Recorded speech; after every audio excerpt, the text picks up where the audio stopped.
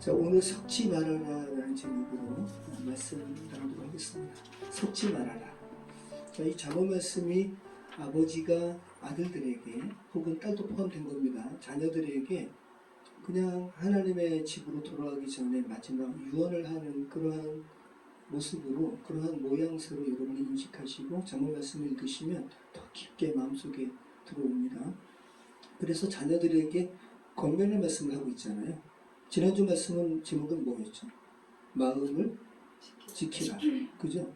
그 전에는 주의 말씀을 들으라. 그죠? 계속 이렇게 훈계의 말씀인 거예요. 우리 서초 성도님께서 자녀분에게 훈계하셨잖아요. 그죠? 들으라. 지난주 말씀은 지키라. 뭐를? 마음을. 자, 오늘 말씀은 섞지 말아라. 잠언 5장의 말씀을 섞지 말라라는 제목으로 이렇게 나누고 있어요. 그럼 도대체 뭘 섞지 말 것인가? 이런 부분을 한번 호기심으로 궁금함을 가지시면서 오늘 말씀 같이 나누도록 하겠습니다. 자, 잠언 5장 말씀 우리가 읽었는데 크게 세 부분으로 나뉘는 여러분 아셨을 거예요. 아마 읽어보시면서. 먼저는 1절부터 6절까지 음녀라는 존재를 부각시키면서 주의하라 라고 경고하고 있잖아요. 두 번째는 7절부터 14절까지 말씀하면서 후회할 선택은 하지 말아라. 그죠? 세 번째는 15절부터 23절까지 음녀가 아닌 젊어서 취한 내 아내를 사랑하라. 그죠? 이런 내용으로 크게 세 가지로 구분됨을 우리는 알게 돼요. 자, 우리 다시 한번 1절부터 우리 6절 말씀까지 같이 읽어보겠습니다. 잠언입니다. 내 아들아, 내 지혜에 주의하며 내 명철에 내 귀를 기울여서 근신을 지키고 내 입술을 지심을 지키도록 하라. 대저 음녀의 입술은 꿀을 떨어뜨리며 그의 입은 기름보다 미끄러우나 나중은 쑥같이 쓰고 두날 같은 칼같이 날카로우며 그의 발은 사지로 내려가며 그의 걸음은 수월로 나아가니 그는 생명의 평탄한 길을 찾지 못하며 자기 길이 든든하지 못하여도 그것을 깨닫지 못하느니라. 자, 여기 수월이라는 것은 쉽게 얘기해서 지옥으로 이렇게 여기시면 될 것 같아요. 음녀의 발이 사지, 죽음의 그 자리로 이끌고 그의 걸음은 지옥으로 내려간다. 너희 음녀를 조심하라라는 거잖아요. 우리 1절로 6절의 말씀은. 자, 음녀라는 것이 이제 잠언에서 처음 등장하고 있습니다. 자, 음녀가 뭘까요? 우리 서천 성도님 음녀가 뭘 것 같아요? 음녀. 그냥 뉘앙스로는 뭐 같아요? 음란스러운 여인 같잖아요. 그죠? 야, 너희 음녀를 조심하라. 근데 여기서 이 음녀는 1차적으로 음란함을 말하지 않고 낯설다라는 의미거든요. 낯선 여인. 와, 그런데 여러분 보세요. 이 죄된 세상은 낯선 여인을 좋아해요. 익숙한 자기 부인이 아니라 낯선 여인을 좋아해요. 그죠? 네. 제가 지난번에 이렇게 차를 타고 가는데 저 길 건너편에 정말 이렇게 너무 멋진 여인이 있는 거예요. 저도 모르게 눈길이 갔어요. 그런데 제가 옆에 앉아있는 저희 아내의 눈을 의식을 했어요. 저를 째려보고 있더라. 자, 낯선 여인을 사람들은 뭔가 이렇게 호기심 있게 여기고 매력 있게 여겨요. 근데 여자도 낯선 남자에게 빠지죠. 그죠? 이것은 꼭 남자에게만 국한된 게 아니라 낯설다라는 거예요. 낯설다. 자, 고은 시인이 쓴 시에 아침 이슬 긴 밤짓을 울고, 그죠? 이 김민기 선생님이 쓴 가을 편지라는 노래가 있거든요. 이 노래에도 모르는 여자가 아름다워, 그러니까 낯선 여자가 아름다워, 이런 가사가 있어요. 조광지처보다는 낯선 여인이 더 매력이 있고 아름답고 총명해 보여요. 자, 그런데 여러분 잠언 말씀이 단순하게 너희 조광지처에게만 충실하고 낯선 여자에게 한눈 팔지 말아라, 이런 죄된 세상의 그냥 일반적인 불륜에 대한 메시지로 국한된 말씀일까요? 포커스가 거기에 있을까요? 아니죠. 그러면 거기에만 포커스를 둔다면 이 성경 말씀, 이 잠언 말씀이 얼마나 세상의 도덕적인 이 수준의 책으로 전락해버리는 거 아니에요. 그죠? 그런 표면적인 것이고, 물론 우리는 낯선 여자 조심해야 되고, 가정에 충실해야 되고, 불륜에 빠지면 안 되죠. 그죠? 근데 성경 말씀은 그것을 뛰어넘는 거죠. 그것에 여러분 좀 집중하시기 바래요. 제가 계속 강조했습니다. 잠언 말씀은 그리스도 찾기라고. 잠언을 개관할 때 제가 나눴습니다. 잠언 말씀은 너희 여호와 경외하기를 깨닫고 그 생명에 이르르라는 말씀이거든요. 그게 지혜라는 거예요. 그 지혜를 그리스도를 의인화해서 잠언 말씀을 우리에게 말씀하고 있죠. 왜냐하면 지혜의 말씀을 너희가 추구하지 않고 여호와 경외하기를 깨닫지 못해서 어리석은 길에 계속 빠지게 되면 너희는 궁극적으로는 너희는 죽게 되기 때문에, 사망에 이르기 때문에, 단순한 육신적인 사망이 아니라 완전한 사망, 궁극적인 멸망에 이르기 때문에 잠언 바늘로 찌르듯이 자기 자녀들에게, 아들들에게 경고의 말씀을 하는 것이 잠언이라고 했잖아요. 자, 그러면 오늘 잠언 말씀 보면 오늘도 그 말씀이 나오잖아요. 음녀가 어떻다라는 거예요. 음녀의 입술은 꿀을 떨어뜨린대요. 얼마나 그 음녀가 하는 말이 너무 그냥 매혹적이고 꿀이 막 그렇게 떨어지는 것 같이 말을 한다는 거 아니에요. 거기에 빠진다. 그의 입술은 기름보다 미끄럽다. 그렇게 달콤하다. 그런데 어떻다? 결국은 나중은 쑥같이 쓰고 아주 쓰다라는 거죠. 그리고 그렇게 부드러웠던 입술이 나중에는 두날 가진 창같이 날카로워서 너를 난도질해 버릴 거야. 얼마나 이 경고의 말씀이에요. 그리고 결국은 음녀가 이끄는 길은 죽음의 길이야. 그리고 음녀와 함께하는 사람조차도 생명의 육조 말씀, 생명의 평탄한 길을 찾지 못하며 자기 길이 든든하지 못하여도 그것을 깨닫지 못하는 일. 자기 길이 든든하지 못해요. 여러분 출렁다리 이렇게 걸으시면 어때요? 저 그런 거 너무 싫어하는데 출렁출렁 걸려 다리가 얼마나 무서워요. 그런데 음녀가 이끄는 길은 그렇다는 거예요. 자기가 걸어가는데 출렁출렁해도 그거를 느끼지 못할 정도로 마비시킨다는 거죠. 음녀라는 것이 이 자라라는 단어를 번역한 말이에요. 낯선 여자. 거기에 빠지면 안 된다는 거죠. 자, 그런데 아이러니하게도 오늘 잠언의 말씀을 누가 썼어요? 솔로몬. 자, 솔로몬이 정말 표면적으로는 자기 자식들에게 쓴 거예요. 너 음녀의 길에 빠지지 말아라. 근데 정작 솔로몬 자신이 음녀에게 빠졌네요. 솔로몬의 부인이 몇 명이라고요? 700명. 첩이 300명.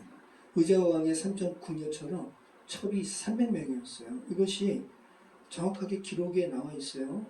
열왕기상 우리 11절 1절로 11절 한번 찾아보겠습니다. 열왕기상 11장 1절로 11절. 솔로몬 왕이 바로의 딸 외에 이방의 많은 여인을 사랑하였으니 곧 모압과 암몬과 에돔과 시돈과 헷 여인이라.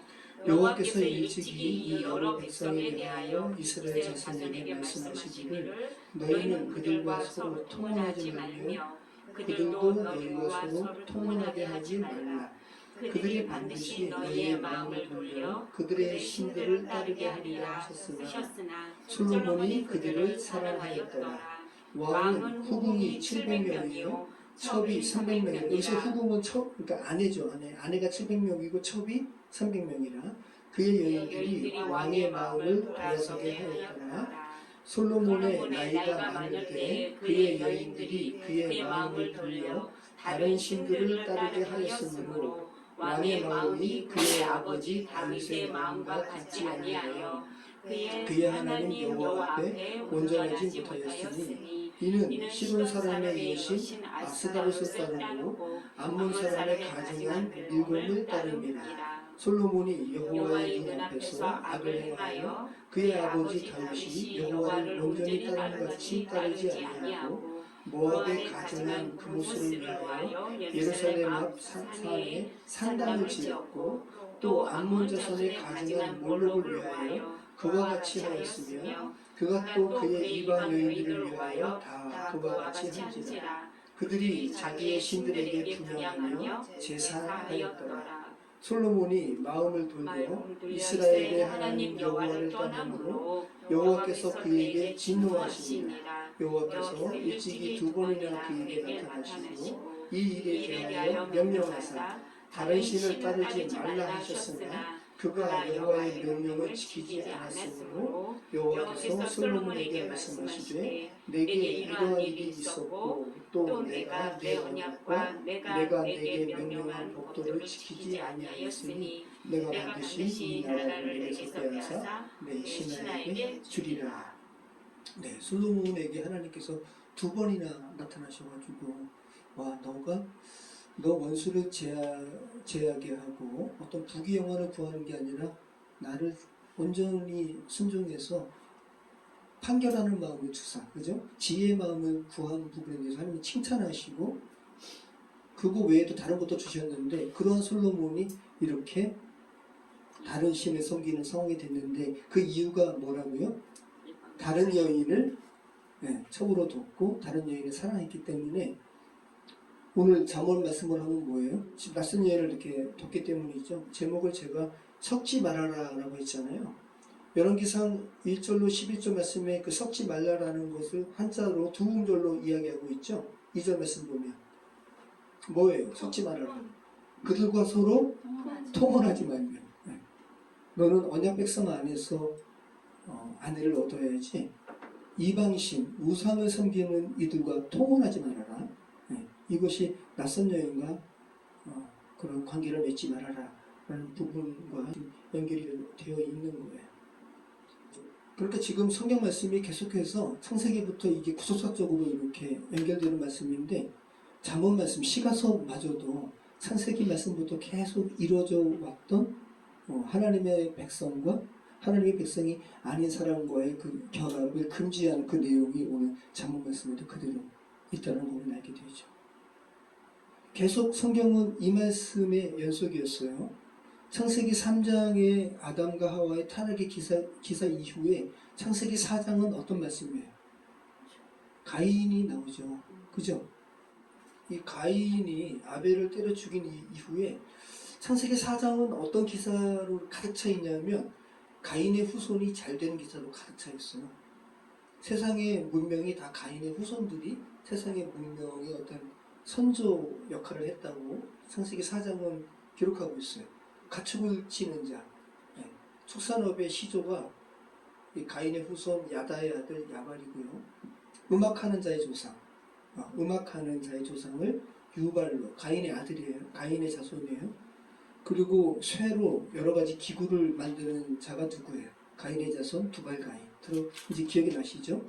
그리고 두발가인의 누이의 이름도 기록되어 있는데 나아마예요. 자, 이 창세기 기사를 쓴 사람이 창세기 이 말씀을 읽는 자들은 훨씬 가인보다 후대 사람인데 후대 사람도 다 알 법한 인물이 나아마라는 거예요. 여인의 이름인데 그러면 그만큼 아름다웠다라는 거예요. 그러니까 가인의 후손은 저 먼 후손들도 알 만큼의 미모를 가진 나아마라는 사람도 가인의 후손이었어. 그리고 여러 가지 철로 만드는 두발가인도 가인의 후손이고 음악의 창시자도 가인의 후손이고 목축업도 가인의 후손이고 그러니까 한마디로 가인의 후손은 잘 나갔다는 거예요.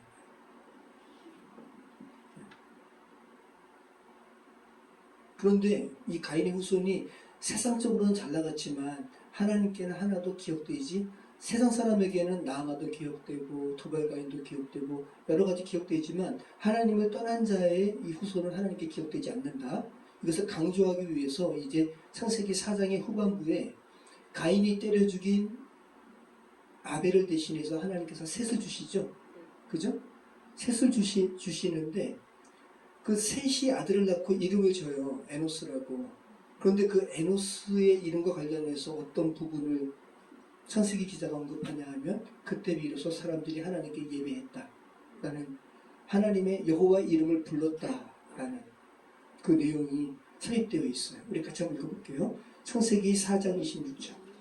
자 보세요. 그 위에는 제가 언급한 대로 가인의 자손들이 그렇게 잘 나갔음을 이야기하다가 이제 대조하고 자, 우리 창세기 4장 26절 같이 읽겠습니다. 셋도 셋도 아들을 아들을 낳고 낳고 그의 그의 이름을 이름을 에노스라 에노스라 하였으며 하였으며 그때 그때 사람들이 비로소 비로소 여호와의 이름을 여호와의 이름을 불렀더라. 예, 셋도 아들을 낳고 이제 가인의 후손과 대조해서 셋의 아들들은 별 볼 일 없어요. 세상이 보기에는 뭐 이렇게 셋의 아들들에 대해서 엄청난 업적을 기록한 것도 없거든요. 근데 아주 중요한 이야기를 하고 있는데 셋도 아들을 낳고 하나님께서 아담에게 가인에 의해서 죽임당한 아벨 대신해서 셋을 주셨는데 그 셋이 아들을 낳고 그의 이름을 에노스라 불렀다. 그러니까 에노스라 이름 지었어요. 그런데 그때 사람들이 비로소 여호와의 이름을 불렀더라. 다른 말로 하면 하나님께 비로소 예배하게 되었더라. 근데 그때가 어느 때냐 하면 셋이 아들을 낳고 그 아들의 이름을 에노스라 이름 지었을 때. 에노스라는 이름의 의미는 죽는 존재라는 거예요. 그리고 에노스는 한 사람을 의미하기도 해요.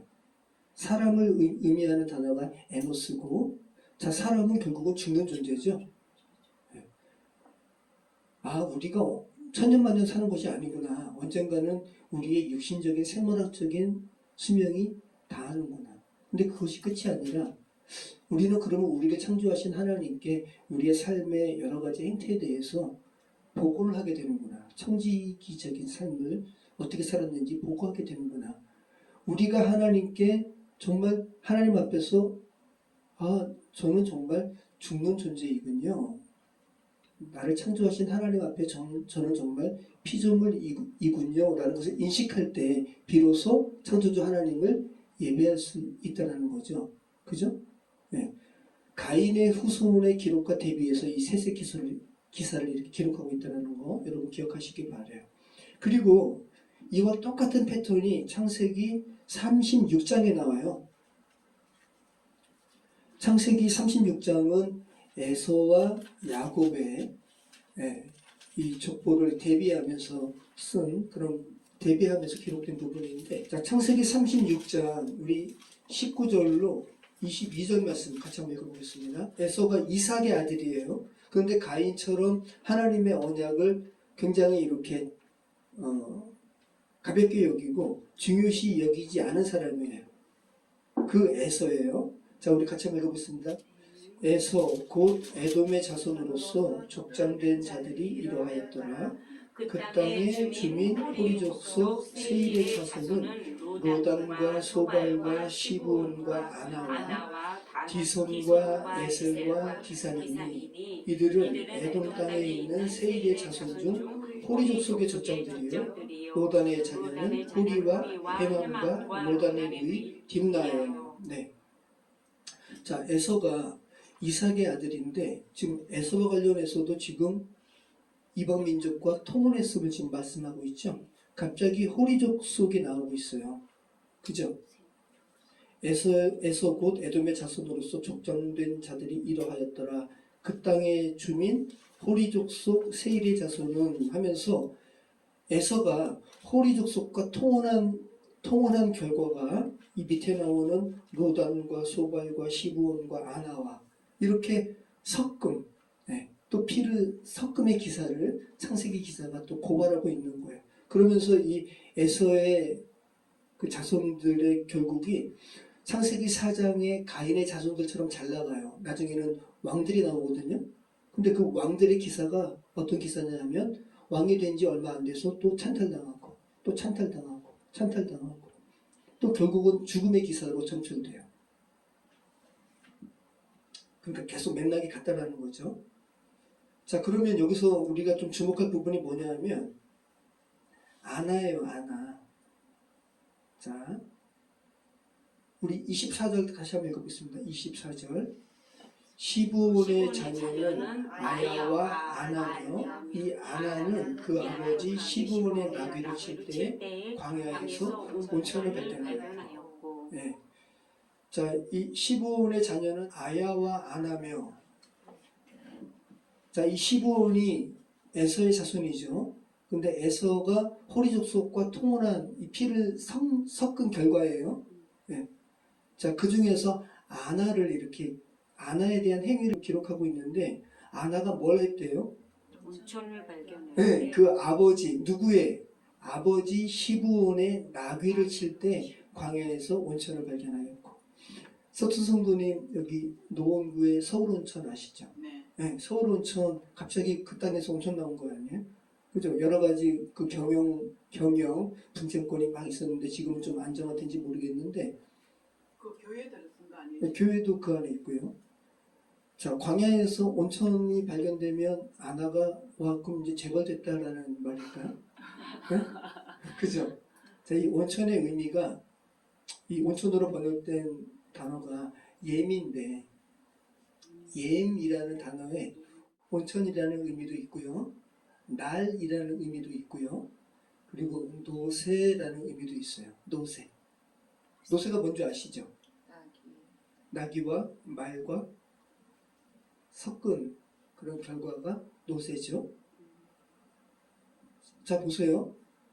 아나의 이름의 의미는 말하다, 증언하다라는 의미가 있어요. 아나가 증언하는 거예요. 근데 그 아나가 누구의 아들이라고요? 시브온. 근데 이 시브온이라는 의미는 얼룩색이에요. 얼룩색. 네. 그 염색에 이렇게 담그게 되면 천연염색 이렇게 색이 막 섞이게 되잖아요. 염색에 담그는 체바에서 나온 말이 시브온이에요. 시브온. 자, 아나의 아버지 이름이 섞는 거예요. 섞는 거. 자, 근데 이 시브온 아나의 그 선조는 누구라고요? 에서. 에서도 호리족속과 피를 섞었다고요? 계속 지금 섞는 것을 고발하는 거예요. 그리고 그 시브온의 아들 아나가 아버지 시브온의 나귀를 칠 때 광야에서 온천을 발견하였더라. 자, 근데 이 온천으로 번역된 이 옘이라는 다른 의미에 뭐가 있다고요? 노새가 있다고요. 그래서 킹 제임스 버전 우리말로 흥정역은 온천으로 번역하지 않고 노새로 번역하고 있어요. 제가 읽어드릴게요. 시브온의 자손은 이러하니 곧 아야와 아나이니라. 이 아나는 자기 아버지 시브온의 나귀를 먹일 때 광야에서 노새들을 발견한 자더라. 노새는 그냥 나오지 않아요. 자기 아버지 시브온의 나귀를 치면서 말과 피를 또 섞은 거예요. 아나가. 그래서 그 결과가 노새라고요. 이거예요. 노새. 노새 귀여워요. 여기 보세요. 이게 노새예요. 노새는 암말과 소 당나귀에서 나오는 잡종이에요. 노새예요. 이게 당나귀거든요. 당나귀와 노새는 달라요. 당나귀와 말과의 혼혈이 노새. 암말과 소 당나귀. 자, 이건 버새는 뭐예요? 버새. 설머서 노새. 노새 버새. 버새는요.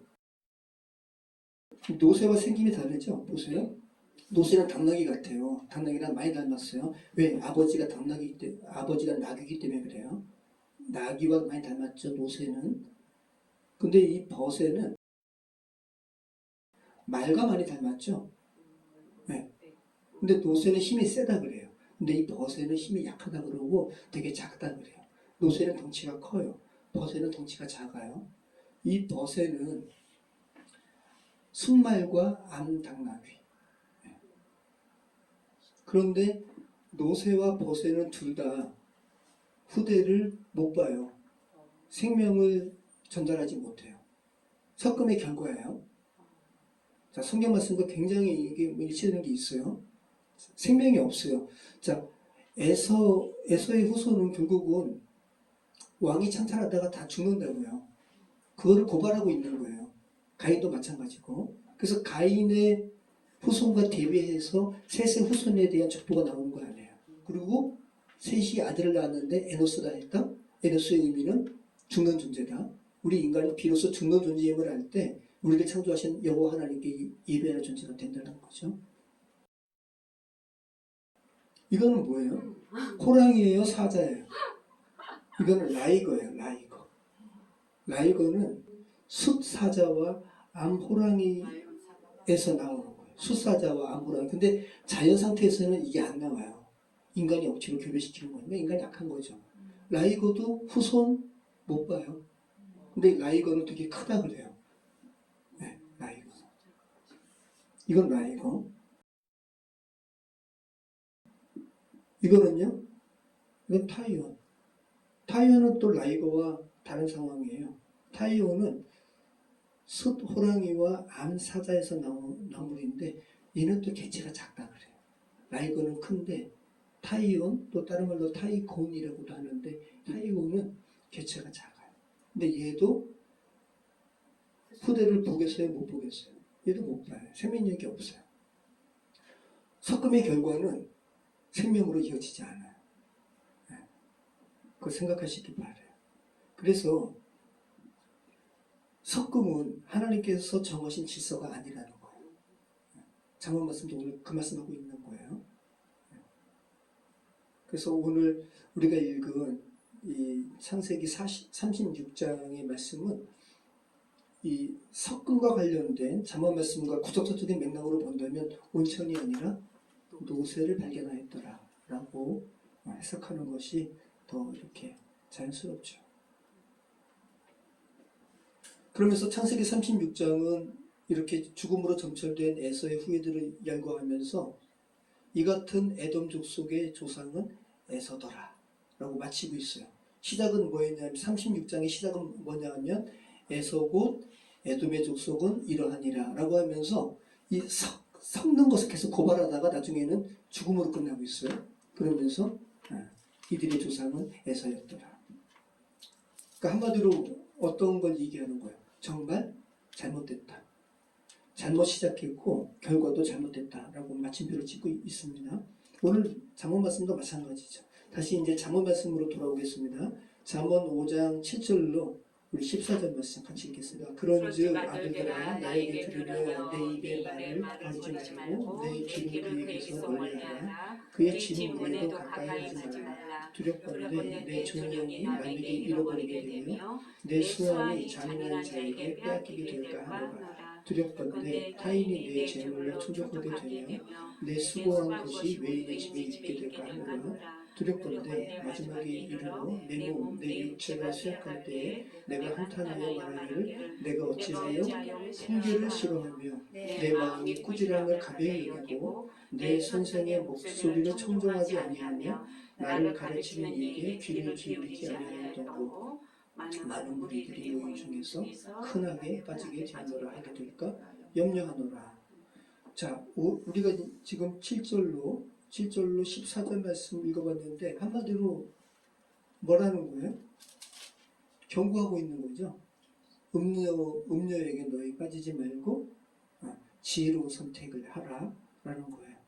자, 아버지가 아들들에게 음료와 관련된 유혹거리를 애초부터 차단해서 시험거리를 없애라고 하는 것 자체가 지혜라는 것을 세 가지로 이야기하고 있어요. 그리고 세 가지 모두 두렵건대라는 말로 시작하고 있어요. 그죠? 9절에 두렵건대, 10절에 두렵건대, 11절에 두렵건대. 자, 첫 번째 두렵건대는 뭐예요? 두렵건대 너 음료에게 빠지면 너의 명예가 존영이 명예가 실추될 것이다. 그리고 생명마저 잃게 될 것이다. 우리 이런 기사 너무 많이 보죠. 네, 가정에서도. 자, 두 번째는요. 두렵건대 너의 재산을 잃게 될 것이다. 자, 세 번째는요. 두렵건대 건강마저 너희 잃게 될 것이다. 자, 음료의 유혹에 빠져서 이같이 아버지가 경고하는 세 가지 두렵건대라는 상황에 빠지게 된 이들은 왜 그런 거예요? 12절과 13절에 나와 있죠. 아버지의 훈계를 싫어했기 때문에, 아버지의 꾸지람을 가볍게 여겼기 때문에, 그리고 선생의 가르침에 귀를 기울이지 않았기 때문에, 한마디로 다 훈계를 너가 거절했기 때문에 라고 이야기하고 있어요. 그래서 잠언 기자가 죽음을 앞두고 아들들에게 그죠? 바늘로 찌르듯이 기억하라, 기억하라 이렇게 이야기하고 있는 거예요.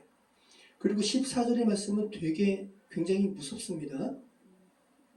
너가 그렇게 아버지의 훈계와 꾸지람을 거절하고, 그죠? 너의 선생의 목소리를 청종하지 않게 되면 너가 많은 사람들 앞에서 너는 수치스럽게 될 거야. 큰 악에 빠지게 될 거야. 너의 그러한 모습을 많은 사람들이 보게 될 거야. 라고 경고하고 있어요. 자, 여러분, 음녀에게 이 아들이 다가갈 때 광고하면서 다가갈까요? 아니면 은밀하게 다가갈까요? 은밀하게 다가가죠. 아무도 모르게. 그런데 그 결국은 많은 사람이 보는 앞에서 수치를 당하게 된다. 라고 이야기하고 있죠. 그래서 조심하라고 잠언 말씀은 바늘로 찌르듯이 경고하고 있는 거예요. 이 음녀에 대한 기사가 이제 앞으로 계속 나옵니다. 네. 자, 음녀의 반대는 뭘까요? 현숙한 여인. 그죠? 그래서 잠언의 마지막은 현숙한 여인을 아들들과 남편이 이렇게 칭찬하는 것으로 끝나고 있죠. 여기 계신 분들은 다 현숙한 여인인 것 같아요. 그래서 현숙한 여인을 만난 남편은 복받은 자예요. 그 얘기가 잠언에 나오잖아요. 그래서 김혜석 권사님 정말 강조하세요. 당신 복받았어라고. 자, 우리 15절로 우리 15절로 23절 말씀 같이 읽겠습니다. 너는 내 우물에서 물을 마시며 내 샘에서 흐르는 물을 마시라. 어찌하여 내 생물을 집 밖으로 넘치게 하며 내 도랑물을 거리로 흘러가게 하겠느냐. 그 물이 내게만 있게 하고 타인과 더불어 그것을 나누지 말라. 내 샘으로 복되게 하라. 내가 젊어서 취한 아내를 즐거워하라. 그는 사랑스러운 암사슴 같고 아름다운 암나루 같으니 너는 그의 품을 항상 족하게 여기며 그의 사랑을 항상 연모하라. 내 아들아 어찌하여 음녀를 연모하겠으며 어찌하여 이방 기집의 가슴을 안겠느냐. 그래도 사람의 길은 여호와의 앞에 있나니 그가 그 사람의 모든 길을 평탄하게 하시느니라. 악인은 자기의 악에 걸리며 그 죄의 줄에 매이나니 그는 훈계를 받지 아니함으로 말미암아 죽겠고 심히 미련함으로 말미암아 혼미하게 되느니라. 네. 자, 이제 아버지는 아들들에게 음녀와 관련된 참담한 시간에 맞닥뜨리지 않을 조언을 합니다. 너 이렇게 하면 이렇게 많은 사람들이 보는 앞에서 참담한 시간에 너는 빠지지 않게 될 거야. 15절에서 19절에서 그 내용을 말하죠. 뭐예요? 가정에 충실하라. 그죠? 너가 젊어서 취한 아내를 즐거워하라. 그러면서 참 고대 히브리어에서 셈으로 이러한 이제 가정과 관련된 어떤 정조 부분을 이렇게 이야기하고 있어요. 고대 이스라엘에서 셈은 생명의 원천을 의미해요. 그래서 지금 그렇게 이야기하는 거죠. 너는 내 우물에서 너의 우물에서 물을 마시고 내 샘에서 흐르는 물을 마셔라. 그리고 너의 물조차도 집 밖으로 넘치지 않게 하라. 아주 그냥 셈으로 은유적으로 이렇게 표현하고 있어요.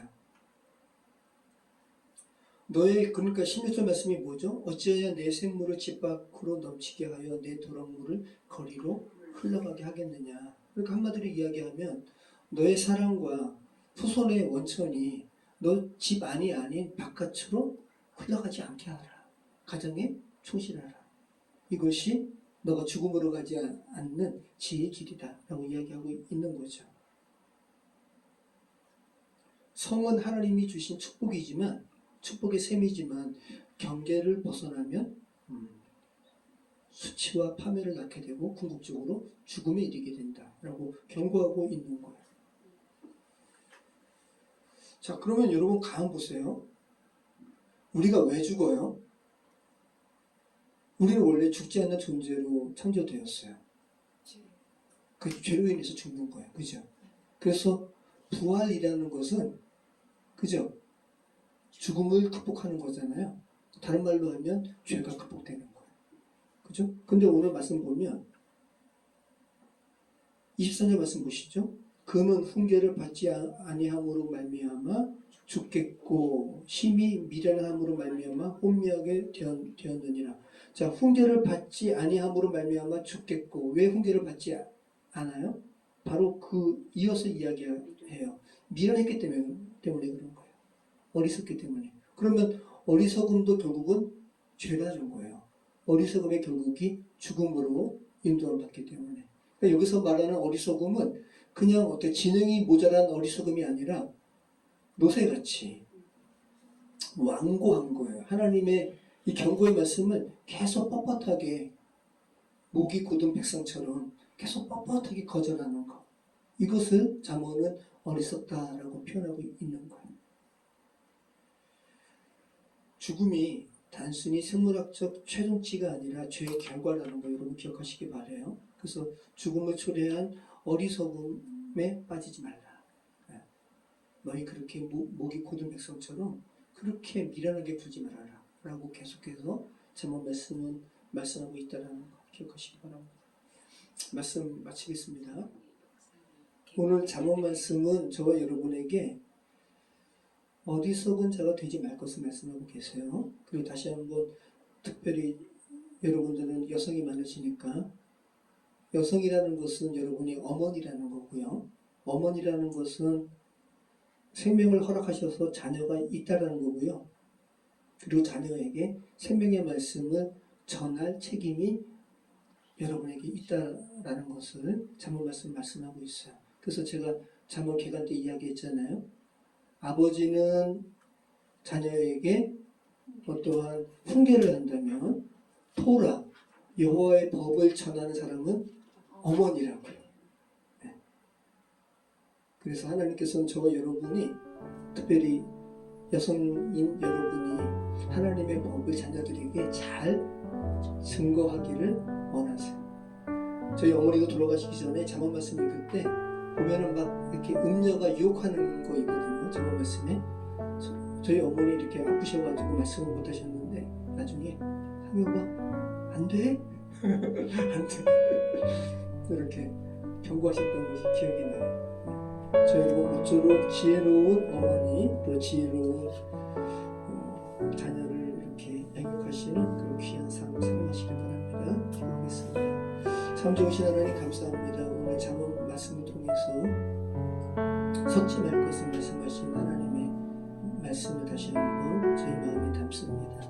여호와 하나님, 세상같이 좋아 보이고 하나님을 경외하지 않는 이들이 더 매혹적으로 다가올지라도 그것의 궁극적인 결말은 파멸이고 죽음이라는 것 다시 한번 인식하게 하시고 지혜로운 길, 생명의 길을 선택하는 우리 인생 될 수 있도록 또 그러한 어머니의 모습이